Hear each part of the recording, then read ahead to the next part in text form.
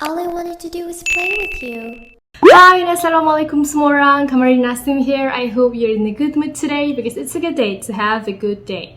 Okay, kembali lagi kita di segmen Paranormal Story, which is kami akan ceritakan dekat korang kisah-kisah seram. Dan kali ni kita akan baca sama-sama kisah seram yang dikongsikan oleh subscriber kami sendiri yang dia alami dekat asrama dia. So kali ni lain sikit, Kama akan baca sama-sama dengan korang sebab pemilik kisah ni memang bagi slide dekat Kama. So that Kama akan letak slide tu dekat sini ataupun dekat tepi ni ke. Dan kita akan mula baca sama-sama kisah seram yang dialami oleh salah seorang subscriber Kama.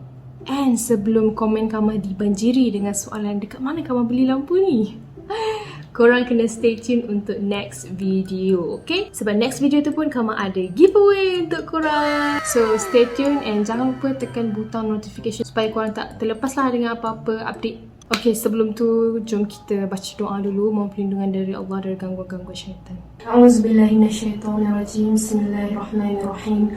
Rabbi a'udzubika min hamazati syayatin wa a'udzubika rabbi an yahdurun. Wahai Tuhanku, aku berlindung kepadamu daripada bisikan-bisikan syaitan dan aku berlindung juga kepadamu wahai Tuhanku daripada kedatangan mereka kepadaku.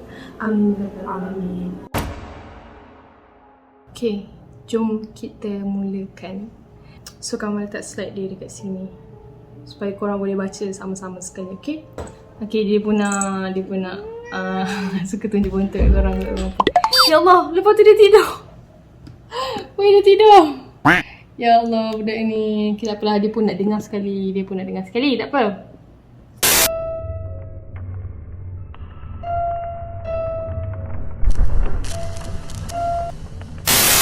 Assalamualaikum Kak Kama. Waalaikumsalam. Nama saya Khairin. Saya Form 1 tahun ni.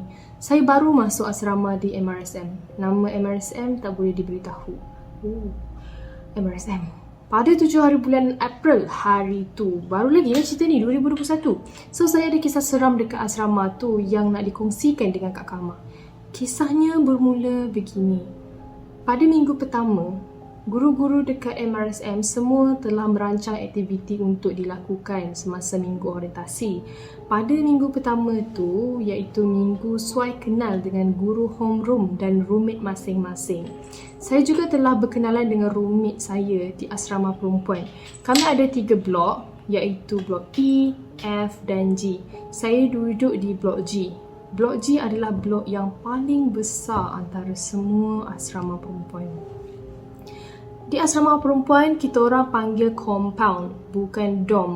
So setiap compound ada 2 bilik. Satu bilik itu ada 5 orang. Besar juga ah.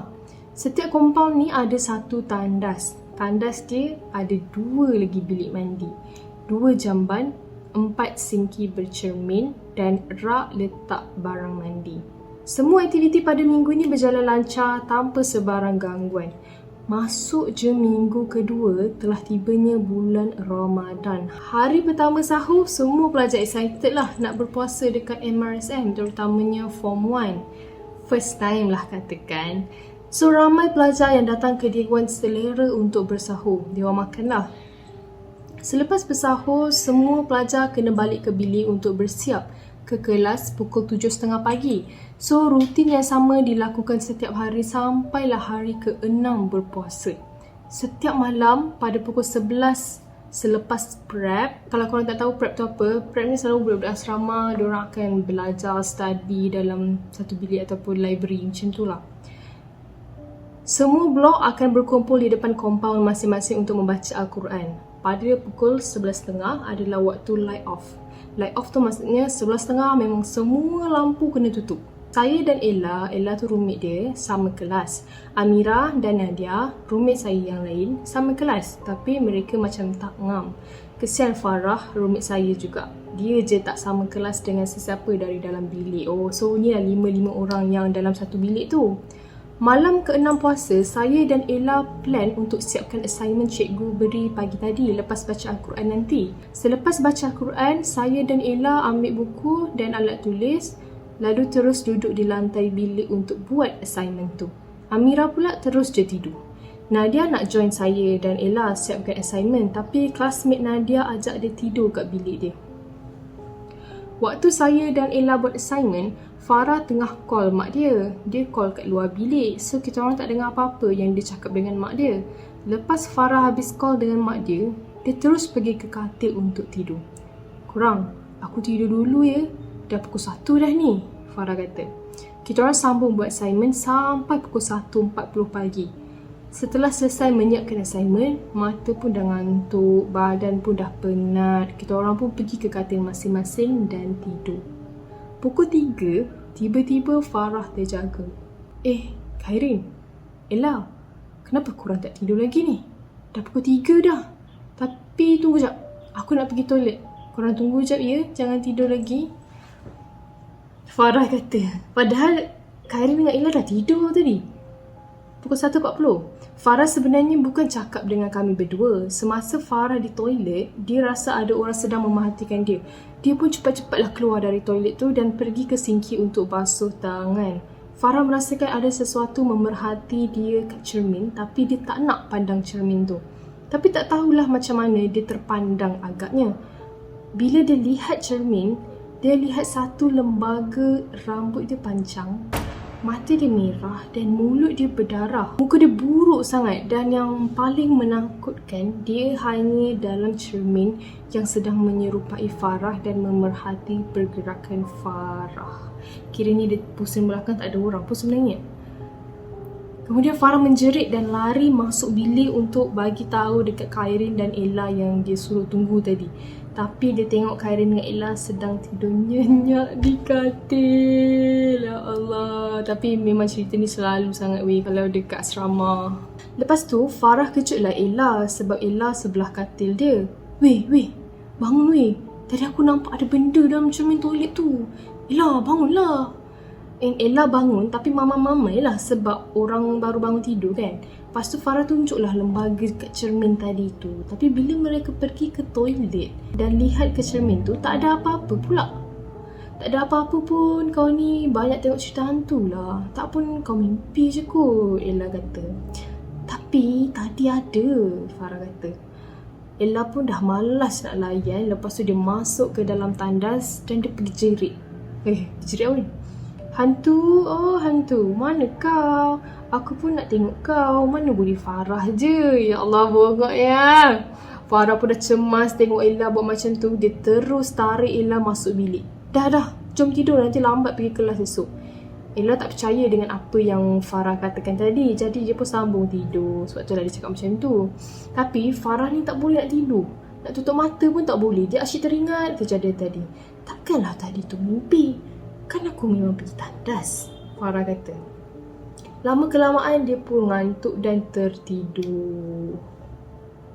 Pada keesokan harinya, iaitu hari ke-7 puasa, kami semua bangun sahur seperti biasa kecuali Farah. Farah dia sangat penat, jadi dia cuma bangun, minum air kosong, lepas tu tidur balik. Pukul 7 pagi, kami semua perlu clear blok dan pergi ke kelas. Semasa berjalan di walkway, ini ada conversation. Khairin cakap, "Kau okey tak ni Farah? Macam letis macam je. Bukankah kau tidur awal dari aku dengan Ella?" Lepas tu Farah cakap, "Aku terjaga pukul 3 pagi. Aku nampak kau dengan Ella masih tengah buat assignment. Apa lagi aku tegurlah korang." Lepas tu Amira cakap, "Kau tegur diorang apa?" And then Farah cakap, "Aku tanya kenapa korang tak tidur lagi? Dah pukul 3 dah ni." And then Khairin pun dia masuk. Dia kata, mana ada kita orang tidur lambat semalam? Kita orang tidur pukul 1.40 lah. Kan Ella? Betul tu. Kita orang pun ngantuk juga. Tak adalah sampai nak tidur pukul 3. Lepas tu Farah kata, apa-apalah. Tapi cerita aku tak habis lagi ni. Okey, lepas tu aku pergilah toilet nak buang air. Lepas aku keluar dari toilet, aku pergi basuh tangan kat sinki. Aku pandang dalam cermin. Sekali ada lembaga menyerupai aku dalam cermin. Tapi muka dia buruk. Ada darah-darah lagi. Ni yang buat aku tak tidur. Lepas tu yang Ella ni pula gila sangat. Dia pergi panggil benda tu malam tadi. Lepas tu Ella kata, "Kan aku dah cakap semua tu mimpi kau je." And then Amira pun cakap, tak pun tu semua sebab kau kan suka tengok cerita-cerita hantu. And then Farah kata, "Tak, ini bukan mimpi. Aku dapat rasakan feel tu." Lepas tu Kairin cakap, aku percaya cakap Farah sebab semalam sebelum kita tidur kan Ella, aku ada rasa angin sejuk gila tau lalu. Tu yang aku suruh kau tidur tu. And then Ella pun cakap, kenapa kau tak cakap kat aku waktu tu? Kalau tak aku memang dah lama lah tidur. And then Farah cakap, kan aku dah kata memang betul-betul bukan mimpi ke apa. Aduh, macam mana ni? Tak apa, kita masuk kelas dulu. Nanti petang kita discuss. Oh, so semua balik ke kelas dan kelas berjalan seperti biasa sampai ke petang. Kita orang pun balik bilik dan berbincang. So time ni diorang dah balik bilik dah. And then diorang nak discuss balik pasal tadi. And then Kairin start dululah. Okay, kita nak bagi tahu siapa tentang hal ni. And then Nadia, one of their roommate juga cakap, bagi tahu apa ni? Aku tak tahu apa-apa pun. Oh ya, memanglah kau tak tahu apa-apa. Kau tu sibuk sangat tidur bilik member kau buat apa. Bilik sendiri kan dah ada. Dah korang ni. Aku tengah takut jangan nak tambah serabut lagi. Oh, so Nadia je belum tahu lagi dia punya roommate tu. And then Kairin kata, jomlah kita bagi tahu warden. Pasal Mira cakap jangan bagi tahu warden lagi. Kita kena bagi tahu kat Syifa, which is kakak senior depan bilik dia ketua blok. Oh, kakak Syifa ni senior diorang and then dia ketua blok. So dia nak bagi tahu senior dulu sebelum bagi tahu warden. Tiba-tiba Nadia cakap, tak payahlah bagi tahu siapa-siapa. Lagipun kau okey je kan Farah? Bukan kena rasuk ke apa kan? Nanti kakak sini ingat kita ni penakut. Tak pun kau yang buat kakak sini tu takut. Sebab selama 5 tahun dia duduk kat sini mana ada jadi apa-apa. Lepas tu tiba-tiba kau bagi tahu dia memang dia sign borang keluar maktab sekarang. Tak sempat nak SPM nanti. Last, diorang tak bagi tahu pun kat Syifa dengan warden. Lepas tu Kairin cakap, kita akan bagi tahu bila benda ni terjadi lagi. Kemudian kami pergi siap-siap untuk berbuka. Malam tu kami dapat tidur macam biasa, selesa dan lena tanpa gangguan. Segalanya okey selepas kita orang selalu spray air Yasin dekat seluruh dinding bilik kita orang. 2 malam sebelum kita orang akan pulang ke rumah untuk raya. Malam ni tiada bacaan kerana kakak-kakak senior beri peluang untuk kemas barang-barang. So kita orang plan nak stay up malam tu. Dan kebetulan spray Yasin tu habis pula. Tapi kita orang terus je kemas barang. Pukul 1 pagi macam tu Amira dah siap packing barang-barang dia. Dia nak tunggu kita orang yang belum siap ni. Tapi dah terlelap dah. Dan pukul 2 pagi Nadia dan Farah pula dah siap packing barang dan diorang pun tidur. Okay, Farah ni yang kena rasuk tadi. Farah ni yang nampak hantu kat toilet tadi tu. Tinggal saya dan Ella je yang masih packing barang. Ella ni yang cakap, yang panggil hantu kat toilet tadi tu. Pukul 2.30 pagi kami masih packing barang-barang. Tiba-tiba terdengar ada orang ketuk pintu. Waktu tu kita orang tutup pintu sebab member lain dah tidur kan. Lepas tu Ella pergilah buka pintu nak tengok siapa yang ketuk, akak sini ke. Bila Ella buka, tak ada siapa-siapa kat luar guys. Sunyi je. Adalah beberapa orang akak sini yang stay up juga waktu tu. Tapi akak sini depan bilik kita orang semua dah tidur. Lepas tu Ella tutup balik pintu tu. Bila nak duduk sambung kemas barang, tiba-tiba ada lagi bunyi ketuk pintu. Ella tak tahan. Dia buka pintu, pergi keluar bilik and jerit. Siapa yang ketuk pintu ni ah? Lepas tu Kairin ni takkan nak biar dia jerit macam tu kan. Nanti kacau orang lain tidur. So Kairin pun tariklah Ella bawa masuk dalam bilik. Kau ni kenapa terjerit-jerit? And then Ella cakap, kau tak dengar ke tadi bunyi orang ketuk pintu? Memanglah aku dengar. Tapi kau janganlah pergi jerit kat luar tu. Nanti kacau orang lain tidur. Dah biar pintu ni terbuka. Nanti kita tahulah siapa yang main ketuk-ketuk pintu tadi. Seterusnya saya buka pintu tu seluas-luasnya. Lantaklah diorang yang nak tidur tu asalkan dapat tahu siapa yang main ketuk-ketuk tadi. Waktu ni saya tak sedar lagi yang ketuk-ketuk pintu tadi bukannya manusia tapi benda lain. Pukul 3 dah. Mata pun dah nak terpejam. Barang pun dah nak siap dikemas. Tiba-tiba loka Farah bunyi macam orang ketuk. Lepas tu tiba-tiba angin sejuk tu datang kat kita orang. Memang sejuk. Nasib baik barang dah siap kemas. Kami pun tidurlah cepat-cepat pejam mata. Dalam fikiran saya, aduhai benda ni. Orang nak balik dah ni. Tu pun nak kacau. Ella belum tidur lagi. Dia tengah kunci jam. Tengah set alarm. Saya belum tidur juga tapi saya tutup mata. Tiba-tiba kami dengar ada suara nenek. Nenek menyanyi. Ya Allah. Suara nenek menyanyi. 1, Satu dah tidur. Kamu tak tahulah macam mana nenek tu menyanyi, tapi tengok lirik dia macam ni. Satu dah tidur, dua dah tidur, tiga dah tidur, empat tak tidur lagi, hehehehe, lima pura-pura tidur. Ella katil 4 dan Khairin katil 5. Ella pandanglah ke arah suara nyanyi tu dan dia ternampak ada nenek tua bertinggi dekat atas loka Amira. Ella kaku sementara. Saya buat-buat tak dengar benda tu nyanyi. Saya hanya tutup mata dan cuba untuk tidur. Tapi tak boleh tidur. Ella pula nampak nenek tu sedang pandang dia.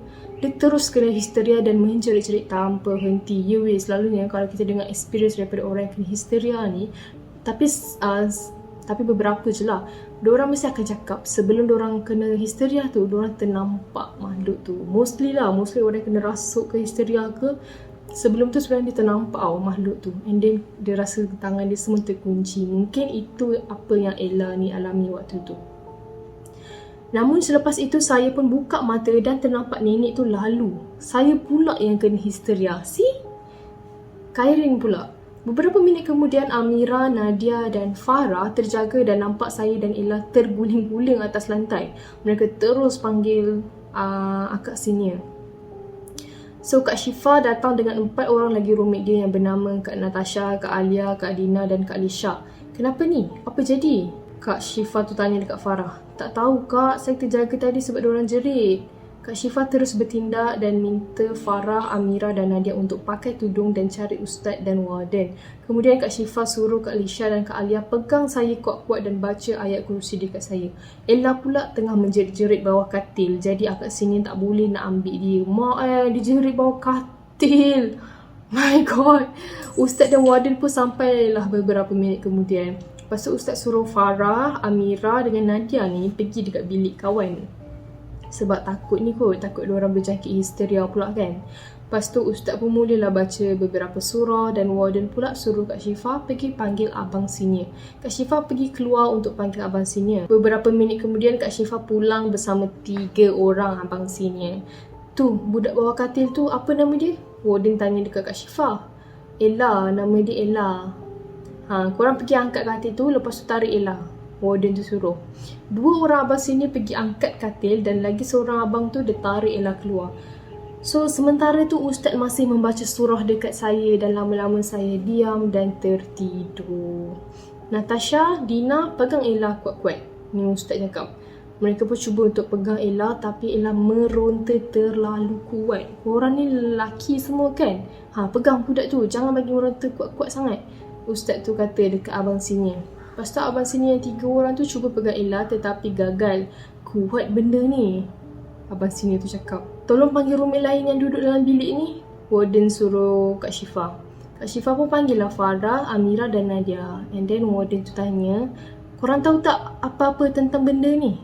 Tak tahu cikgu, cuma masa minggu pertama Ramadan tu saya ada kena kacau. Tapi tak nak bagi tahu sini sebab takut diorang pula yang takut. Ni Farah cakap.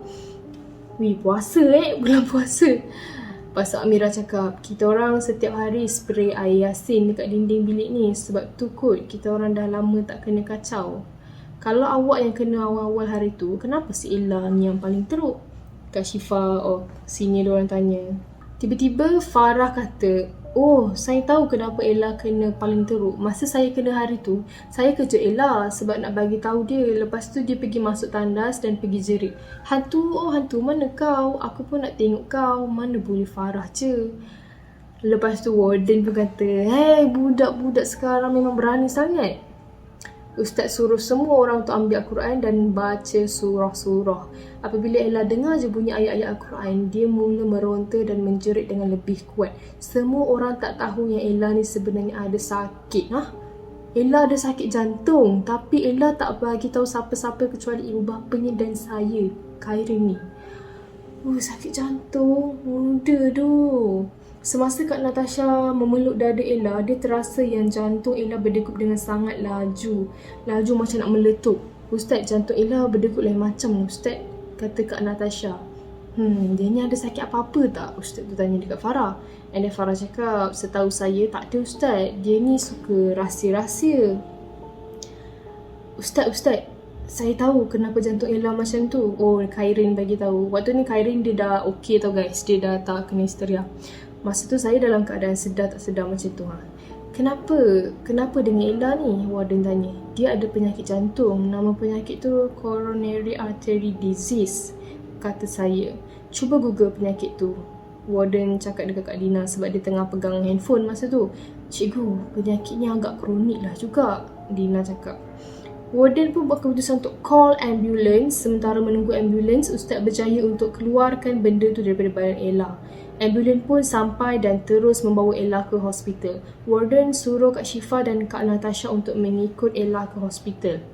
Keesokan harinya Ella pulang semula ke asrama. Muka dia pucat dan dia rupa macam orang sakit yang dah nazak.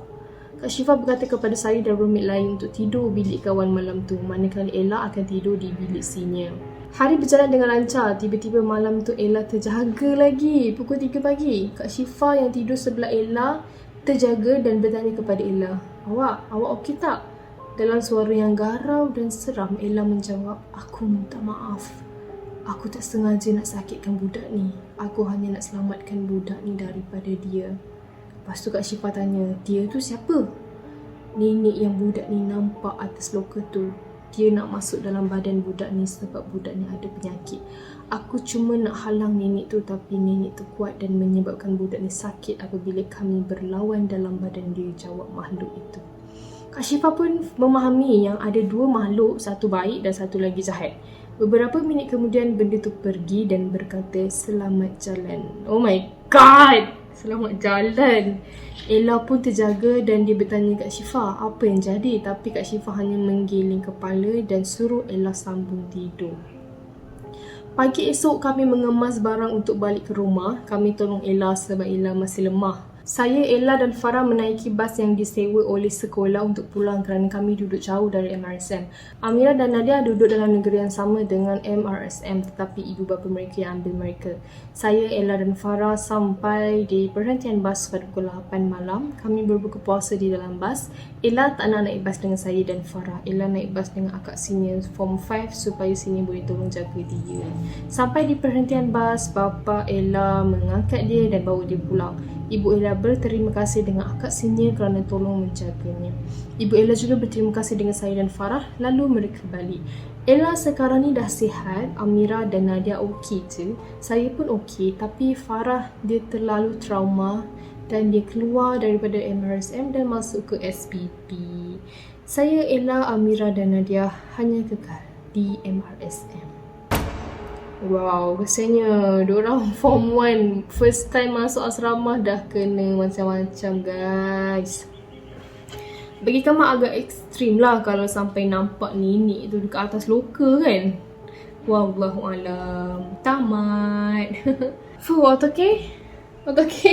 Dia pun sibuk nak dengar ceritakan kita semua. So macam tu lah guys. Kamal rasa berdasarkan cerita ni pun korang boleh juga ambil beberapa iktibar atau pengajaran kan daripada kisah ni. Kalau daripada kisah ni kita nampak yang Ella tadi tu dia terlalu macam panggil apa cakap besar macam tu lah. So dia kena yang paling teruk. Dan apa-apa pun selagi kita berlindung, selagi kita ada Allah, selagi kita percaya kewujudan Allah, kebesaran Allah, insyaAllah kita akan sentiasa dilindungi.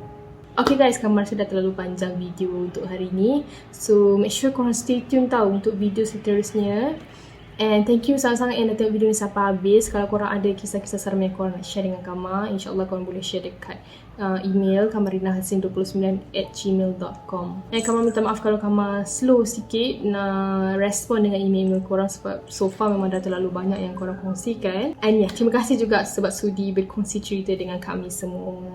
So thank you yang dah tengok video ni sampai habis. For those who are new to my channel, don't forget to hit the subscribe button below and turn on the notification bell so that you will not miss any video that I post. See you in my next video. Bye!